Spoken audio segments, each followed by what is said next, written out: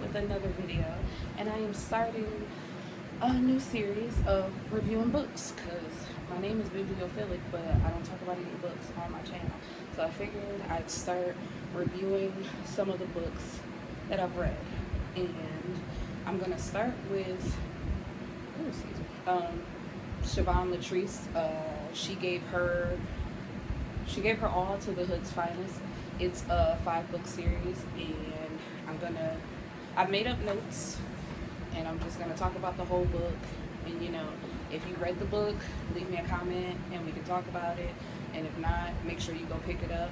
I'm gonna link to the book, and I'm gonna spell out her name, so if you guys want to go look it up, you can.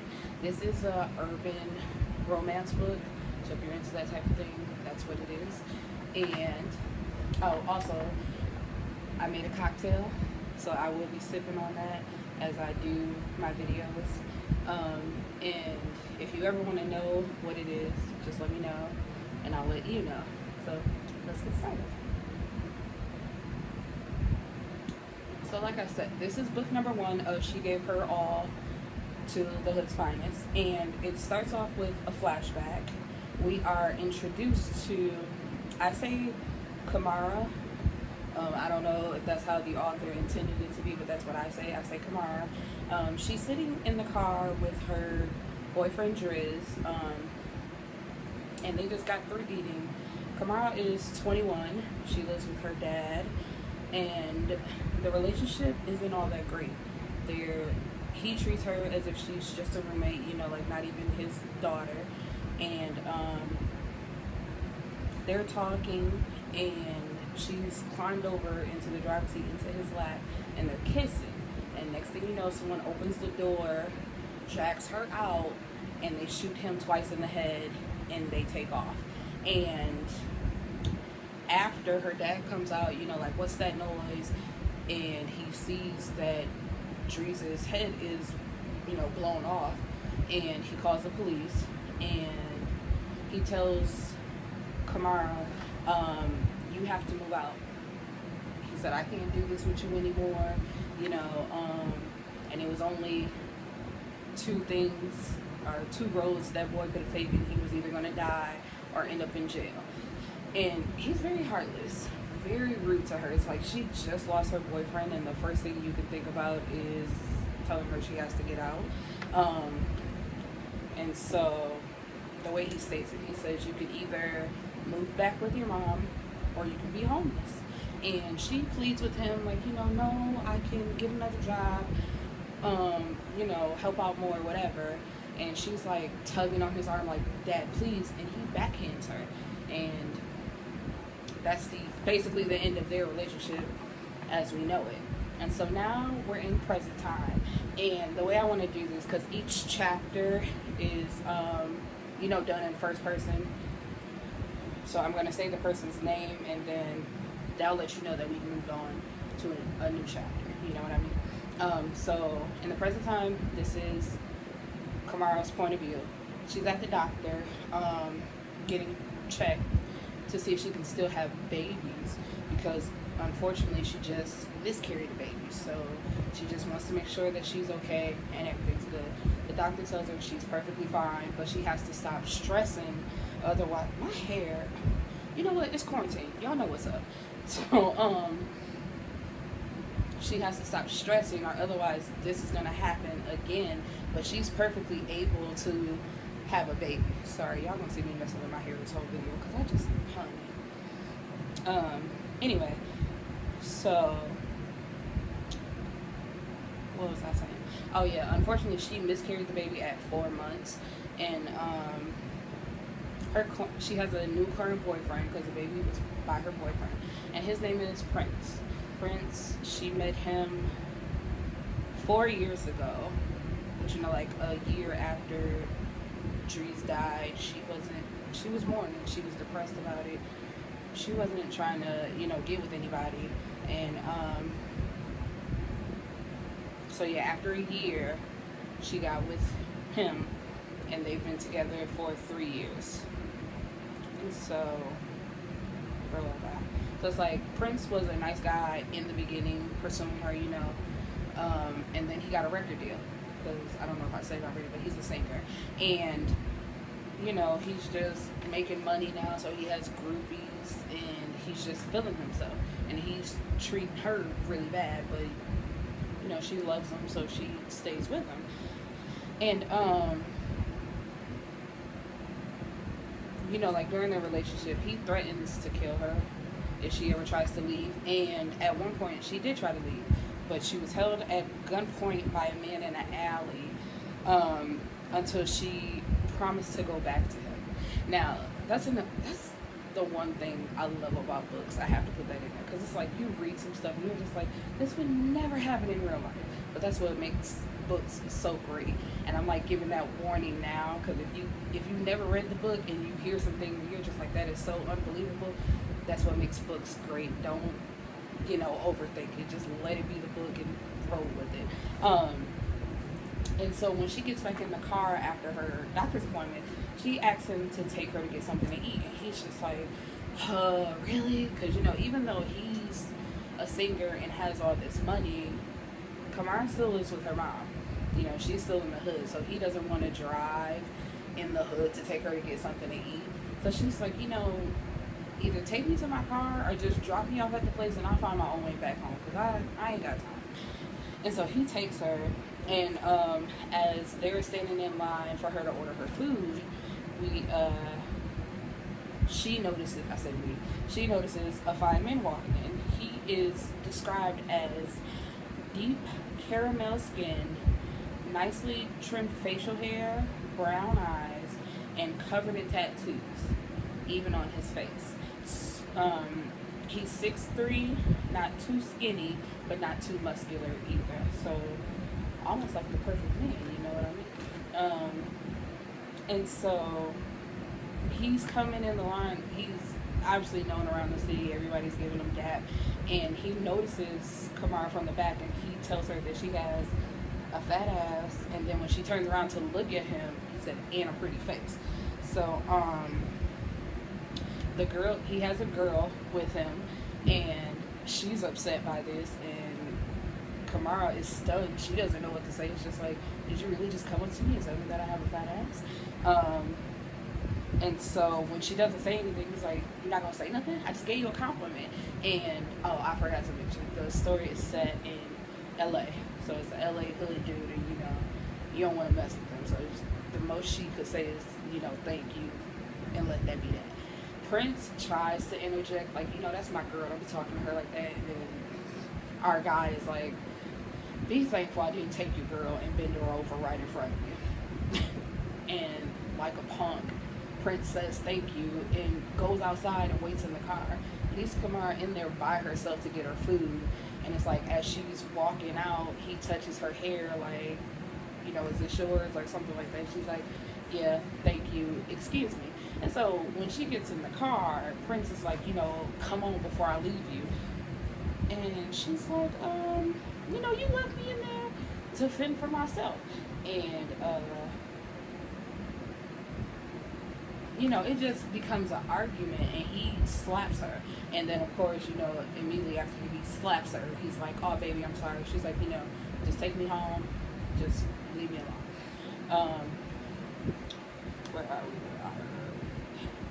So later on, she's on the phone with her best friend Isis, and she's telling her about what happened that day. And Isis, she hates Prince. She cannot stand him. But while they're on the phone, in Isis's background, you hear "hang up, bitch," and the phone, the phone hangs up. And so Camarih jumps up, puts her clothes on, gets into her car, and she rushes over there. And when she gets there, it's Isis and her boyfriend. I want to say Jeff. Yeah, I'm gonna say Jeff. Where are we?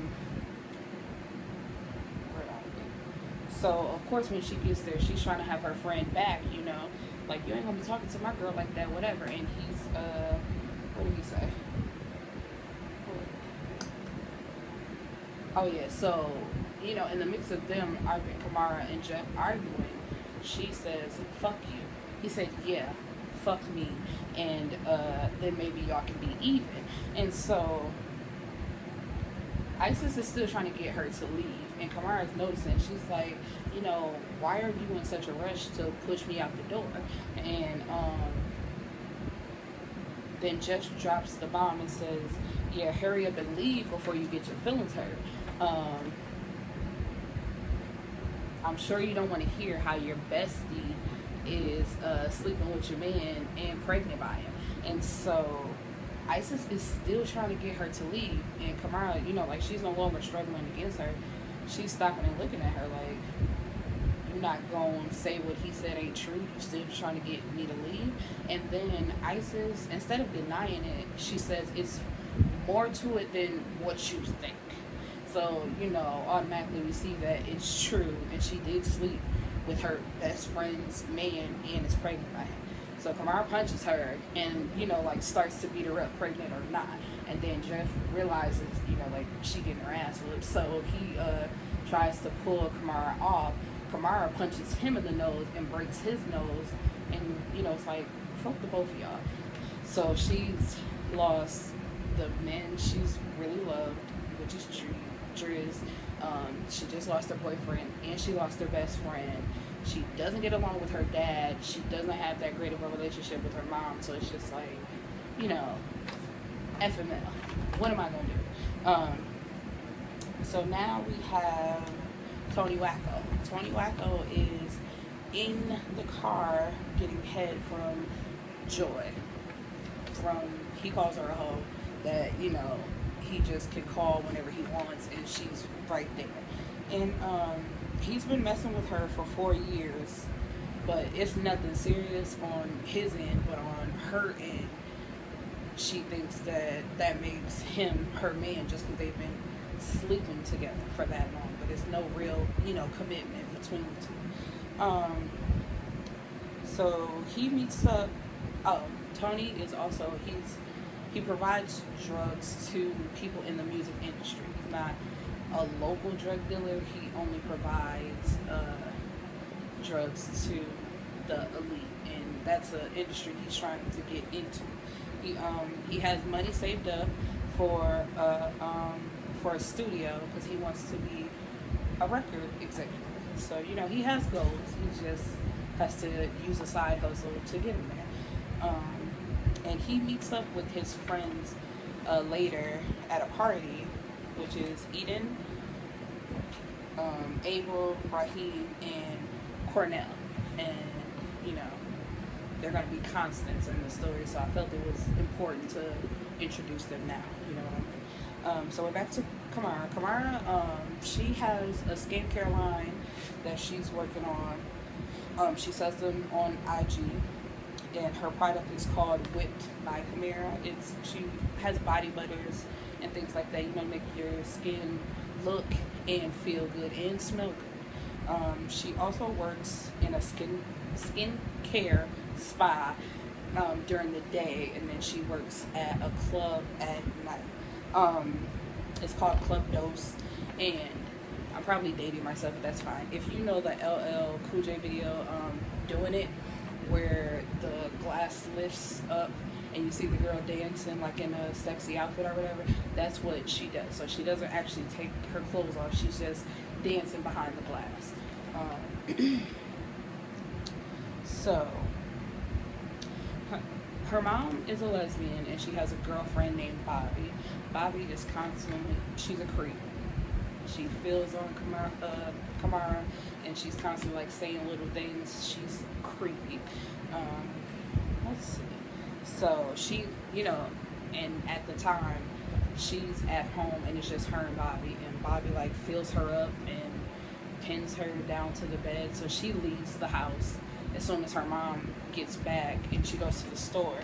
And on her way back from the store, she's almost robbed, but Tony comes in and saves her. And Tony, he's rude. Ain't no other way to put it. He's rude, and he attempts to have sex with her, but when she says no, he's like, he asks her where she stays because, if she's not gonna have sex with him, there's no reason for them two to be talking. So she tells him that she can't go home right now, and just let her out and she'll walk. But he takes her back to his house. They talk, and when he realizes that it's not going anywhere, then he takes her home. Oh, excuse me, child. Let me take a sip. Let my drink go to waste. So then we have where on Tony, he wakes up getting head from a girl named Brielle.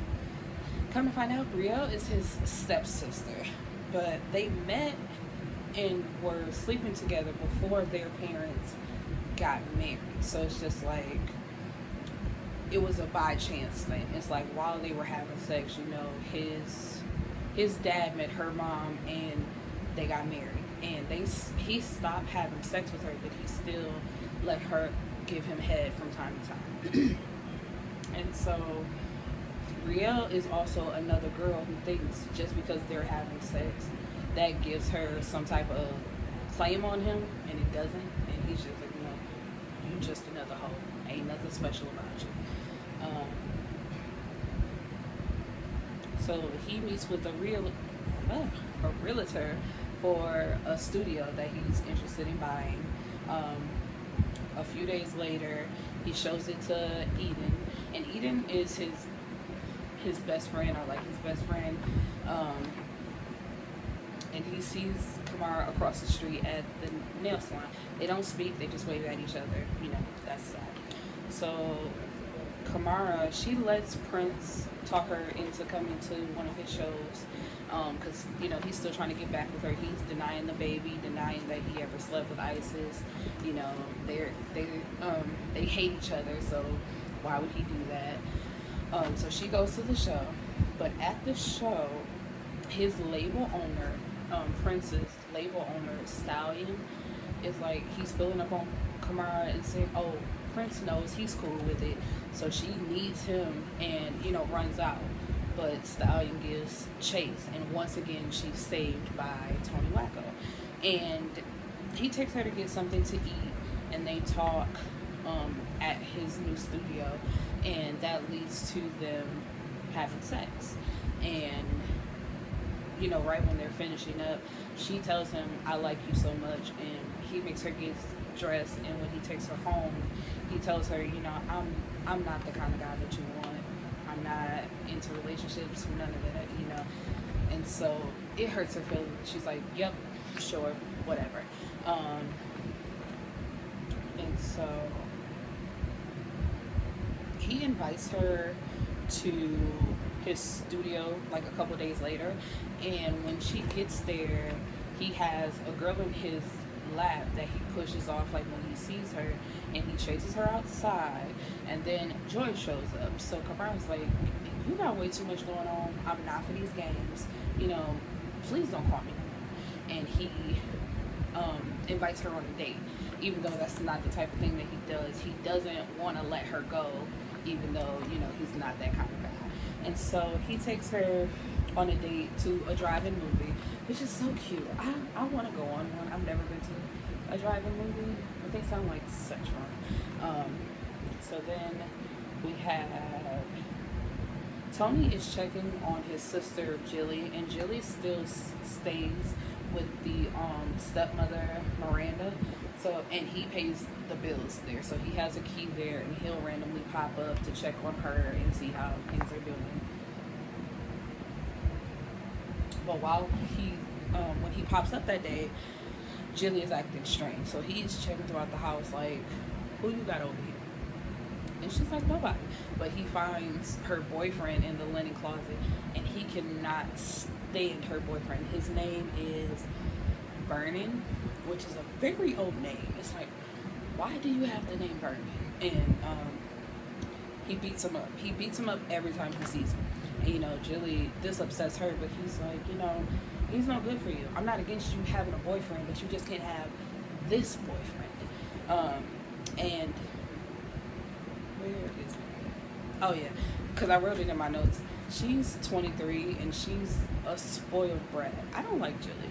And, you know, as I go through this series, I'm probably going to talk about her some more. But it's like, she's literally the female version of Tony. But for some reason, I like it on Tony and I don't like it on her because it's just like she ungrateful and I don't like it.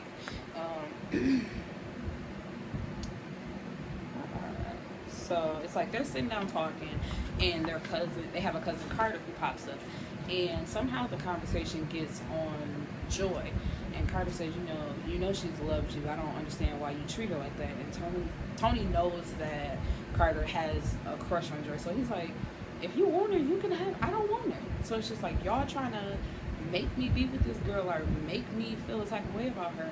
I don't care about her, and y'all not gonna make me. So it's like, if you want her, you can have her. Like, take her, please. Like, basically at this point, I'm begging you to take her.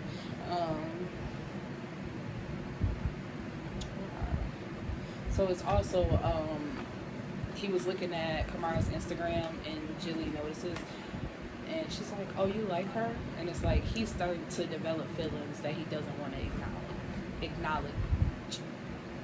How can I say that? Acknowledge. Okay. So Camarih's at the mall, and she runs into a woman named Shanice. She's a magazine. She works for a music magazine, and she knows Prince, so that's how they know each other. And after the run-in, she goes outside to her car, and Prince is waiting for her, and they get into a fight. And he hits her and he busts her nose, and she like quickly cleans up because she's going to Tony's studio to sell some of her products. So when she gets there, she's like telling the women that are there about her products, but nobody's moving, nobody's saying anything. So next thing you know, we hear a gun cock, and Tony don't pull out his gun like, y'all gonna buy these products. And she basically sells out, and she does some online orders. And it's like after everybody leaves, they're like, those two are chilling together, and her nose starts to bleed again. And Tony gets upset because for some reason he thinks that she has something and that she could possibly give him something. So he makes her tell him what happened to her face, and she tells him, like, I got into a fight with my ex and he hit me, and but I got it under control. He's like, no, I got it. Let's see.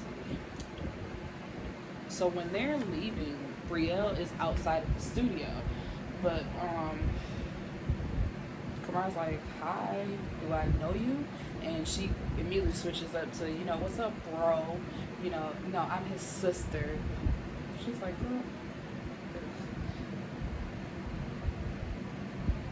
And Camarih immediately clocks it, so she asks him, like, what's up with that? Because that's not a, hey, I'm his sister. It's, bitch, what you doing with my man? Them the vibes that she give off, and he like brushes it off like, oh, that's just my sister, my stepsister. So, and then he takes her to his house, and she's like, you're blocking me, and he's like, I know, you're staying the night with me. And she tells him, like, you're doing all this relationship stuff, but you claim that you don't want a relationship. And he like brushes her off because he's like, I know, but still, we're not in a relationship. I don't want that. Which is so confusing because it's just like, if that's not what you want, then why are you acting like it? You know what I mean? It's just like, so Tony finds out the club that Prince is at one night, and he rolls through there and beats him up, for Camarih or in honor of. And then we have Camarih, who she's meeting up with Shanice. They're having a lunch. Shanice tells her about Eden's show that he's having later on, and Camarih's wondering why Tony didn't tell her about it or invite her. So she says yeah, and they go. And while they're there, Camarih has to go to the bathroom. And when she goes to the bathroom, there's only one bathroom in this club, and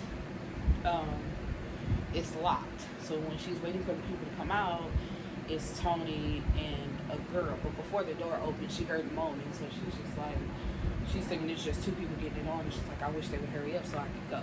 So when she sees that it's him, she wants to leave, but when she gets back to the table, Shanice tells her, whatever it is, don't let it mess up your mood, just continue to have a good night, and just let that be that.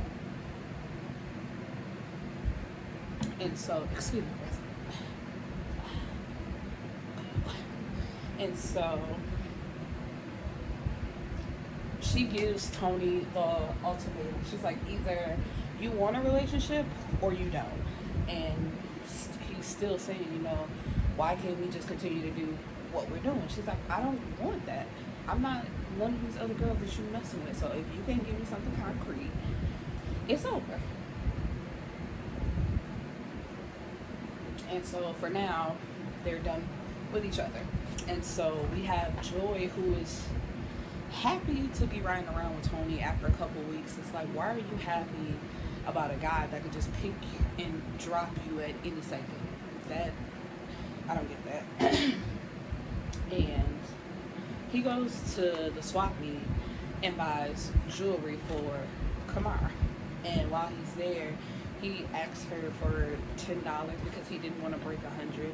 And when she realizes that she's helping buy jewelry for another woman, she gets upset, but not too upset to where she doesn't go back to his house and still have sex with him. Let's see. And so I don't get it, because, after they have sex, he makes her catch an Uber home, because he just gets in the shower and tells her to Uber herself home.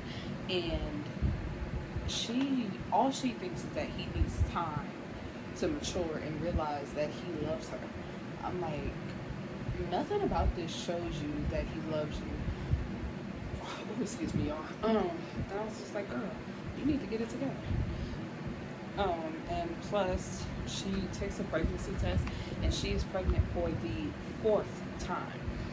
But those other 3 have not produced children, because anytime she gets pregnant, she gets an abortion because she doesn't want to be stuck with a baby while Tony is off doing what he does. So she wants to be free to chase him, but she won't stop getting pregnant by him.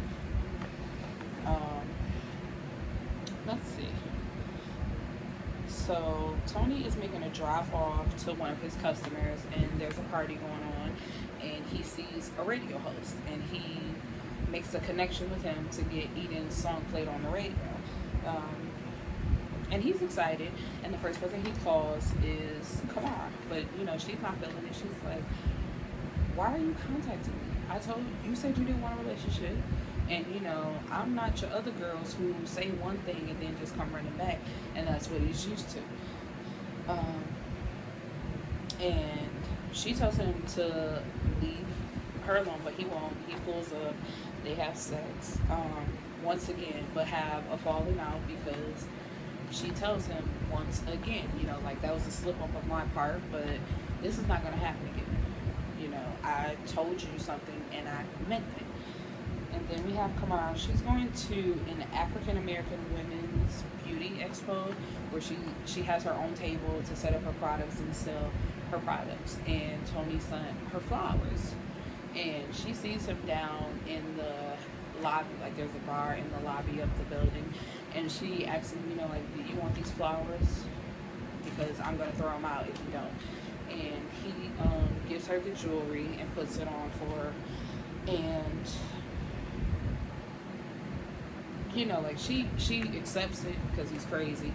But still, it's just like, no, I'm not doing this with you. Thank you for the jewelry, but no. And so he calls her later to tell her that he's coming over, and she tells him, no, I got a new boo, leave me alone. And he pulls up with a gun, checking the whole house, where he at? She's like, if you don't get out of my house, don't leave me alone. Shanice is with Camarih. They go out to get donuts, and they see Eden filming a video shoot. So Camarih and Tony, they're doing this back and forth thing where they hate each other / love each other, whatever. But Shanice meets Raheem, and they flirt a little bit, but she tells him that she is married. She's married to her high school sweetheart, Paul, who unfortunately has cancer. And so we're on to Tony now. Tony sees Camarih coming out of that same nail shop he saw her in earlier, and there's a man walking with her, and he runs up and just starts beating the man up. And she's like, what is wrong with you? You don't want to be in a relationship, but you're showing up at my house or beating up people just at the thought of me being with somebody. She throws a rock at the back of his head, and tells him to leave her alone. Oh, okay. So when he goes to the studio, Joy is there, or she pops up, tells him that she had yet another abortion, but he doesn't care because it's just like, okay, yeah, I got you pregnant, but if you're just gonna get an abortion, whatever. Like, if you would have had the kid, I would have taken care of it, but you didn't, so that's not my problem. Let's see. So Camarih goes to San Diego with Shanice to a carnival, with the who was that? Nicki Minaj, Rihanna, those festivals that they go to where they wear the pretty outfits and head dresses and all that stuff. Let's see.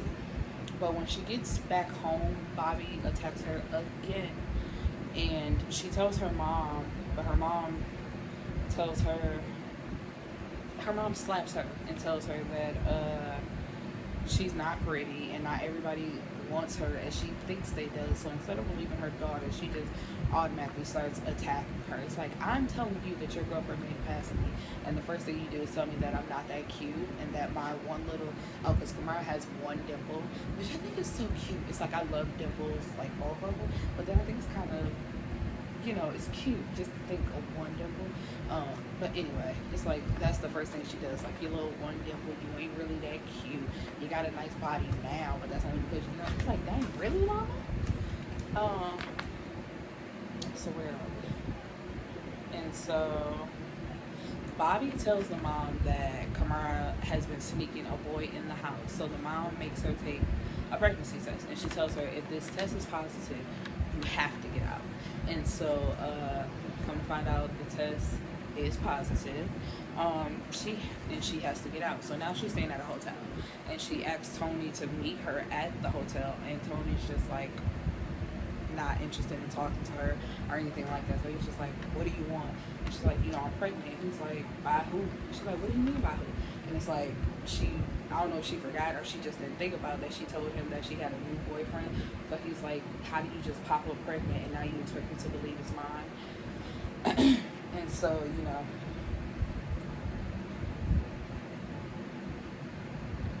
it's just crazy. So then we have Tony with his friends, and they go to Club Dose. And if you remember, this is where Camarih works. So the owner gives them the back room for free. And when the curtain goes up, they see that it's Camarih. And Tony is immediately upset. He has a girl on his lap, but he pushes her to the floor and like goes and bangs on the glass. And he's like, Camarih, stop this. But it's like she paused for a second, but then she keeps dancing. It's like, forget him. But he pulls out his gun, and Raheem yells like, somebody go get the manager, go get the manager. So when the manager comes, Tony makes the manager open the door to where she is back there. And, they fight, and then they have sex. And she's like, why are you clocking me so hard for somebody who's having a baby by another man? And he's like, I know that's not baby. Like, girl, you understand. And so,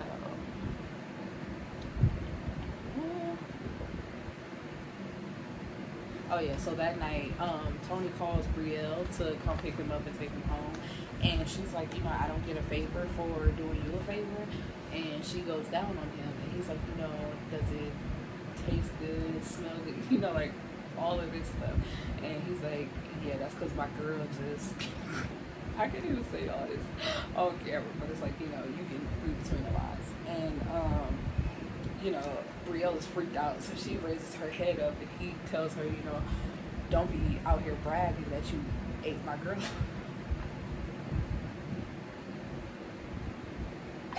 I'm sorry, that was so funny. So Camarih's in the hotel, but Tony moves her out and with him. And he officially asks her to be his girlfriend now, so now they are in a relationship. Raheem has a girl that he's seen and interested in. Her name is Phoebe. since he moved to LA. But we find out that Raheem is married, and he's married. They have a daughter, but his wife and his daughter are in Vegas. He just moved out here to get his career popping, but since he's out there by himself, he's doing whatever he wants.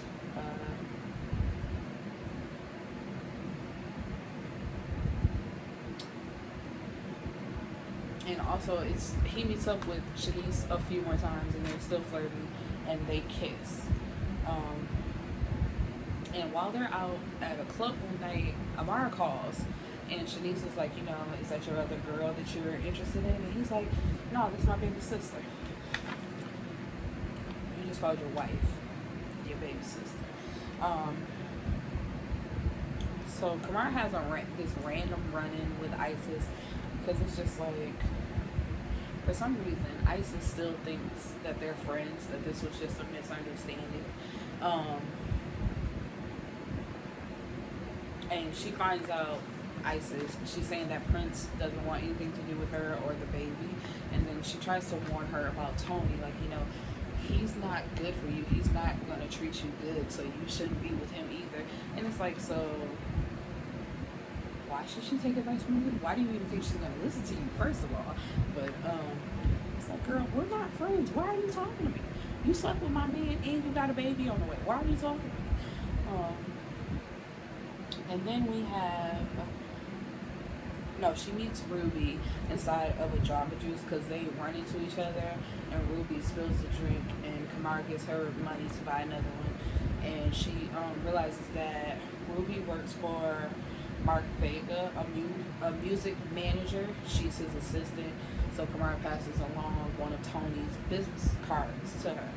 And we get a little bit more information on Ruby. Ruby, her job sucks. Her boyfriend is an aspiring model who doesn't cook, clean, do anything. He really just sits on the couch, and she's the one that's working. So then we have Tony, who Eden introduces him to Holly. Holly is a rapper. He's impressed, so he brings her on to work with him. And Eden is sleeping with Holly. She tries to flirt with Tony for some reason. Of course, Eden isn't there, but she tries to flirt with him, thinking that that's what he wanted, but she claims to be dating Eden anyway. Eden, because like as soon as that was over, we get Eden, he's having sex with Holly in the chapter, and he thinks that's all it is, but she thinks that it's a relationship, and she's crazy. Like, she blows up at any little thing of him thought of being with another girl. She'd be hitting on him, abusing him. It's crazy. So Shanice invites Camarih over for dinner with her husband, and Paul is very rude to her. He tells her, like, oh, so you're pregnant by a thug, you take your clothes off in a club, and you think it's cool to have a married woman out all times of the night. And it's just like the dinner goes left, because Camarih's like, excuse me? And she's like, because actually, like, Shanice lied on her. And I think a few times she met up with Raheem, she was saying that it was Camarih, and it's like, you been that off on my girl?